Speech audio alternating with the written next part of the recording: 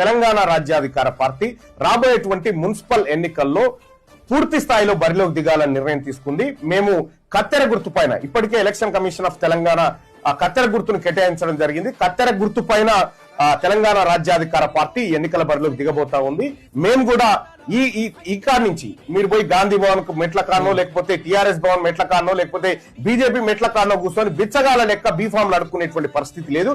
బీసీల బీఫామ్ బీసీలే తయారు చేసుకున్నది. ఇవాళ బీసీల కోసం ఇవాళ తెలంగాణ రాజ్యాధికార పార్టీ విస్తృతంగా ప్రచారం చేసి వాళ్లకు బీఫామ్లు ఇచ్చి వాళ్ళని ఎన్నికల బరిలోకి దించబోతా ఉంది. ఖచ్చితంగా 2028 నాటికి ఒక బలమైన శక్తిగా తెలంగాణ రాజ్యాధికార పార్టీ రూపాంతరం చెందబోతా ఉందనేటువంటి విషయాన్ని మీ అందరికీ స్పష్టం చేసుకుంటూ, అలాగే తెలంగాణ రాష్ట్రంలో మరి ముఖ్యంగా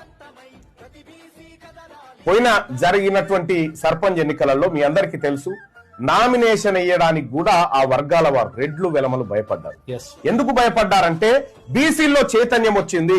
వాళ్ళ చైతన్యం తర్వాత మనం ఎన్నికల్లో పోతే కనీసం పరుగు పోతుంది అనేటువంటి ఉద్దేశంతో వాళ్ళు నామినేషన్ వేయకుండా ఉండడం జరిగింది. చాలా చోట్ల జనరల్ స్థానాల్లో రెడ్లను వెలమల్ని చిత్తుగా ఓడించారు బీసీలు.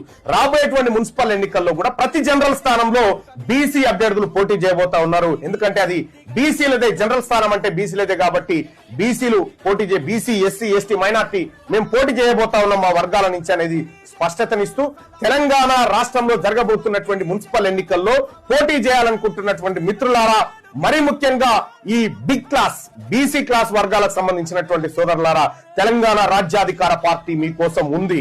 మీకు అండగా నిలబడడానికి సిద్ధంగా ఉంది. మిమ్మల్ని